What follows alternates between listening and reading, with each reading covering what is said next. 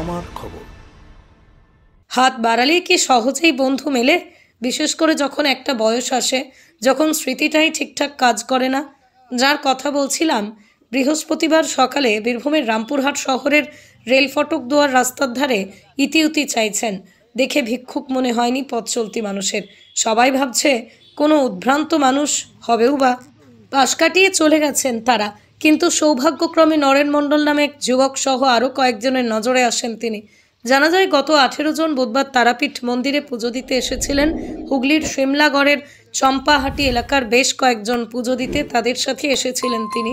নাম দিলীপ কুমার দাস, বয়স 65 বছর। তার বাড়ি হুগলির সিমলাগড়ের চম্পাহাটি এলাকায়।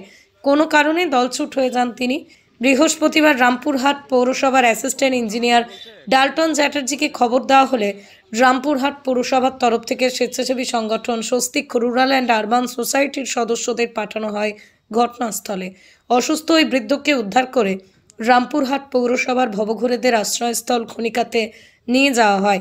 অসুস্থ বৃদ্ধকে চিকিৎসা করে সুস্থ করার কাজ শুরু করে স্বেচ্ছাসেবী সংগঠনটি। জানা যায় দিলীপ কুমার দাসের পরিবারের কেউ নেই।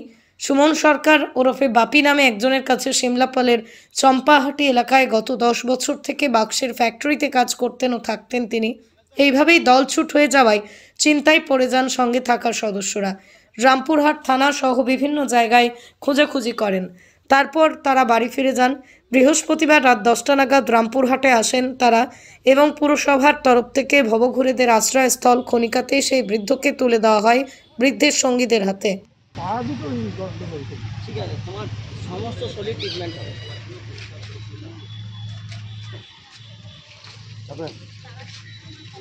যাবেন? হ্যাঁ, কপালে টিপ আছে, ওই তারাপীঠ থেকে মনে হচ্ছে। বাসন্তী দেবী গাঙ্গুলি ফাউন্ডেশনের বৃদ্ধাবাস সেবা করাটাই মূল উদ্দেশ্য আমাদের। তাই অশীতিপর বৃদ্ধাদের পরম যত্নে আগলে রাখছি আমরা। ঠিকানা Kalikapur colony, ward number 22, Bolpur. সাক্ষাৎ ও পরিদর্শনের সময় সকাল 10টা থেকে দুপুর 1টা পর্যন্ত। বিস্তারিত জানতে 7063472820 এই নম্বরে যোগাযোগ করুন।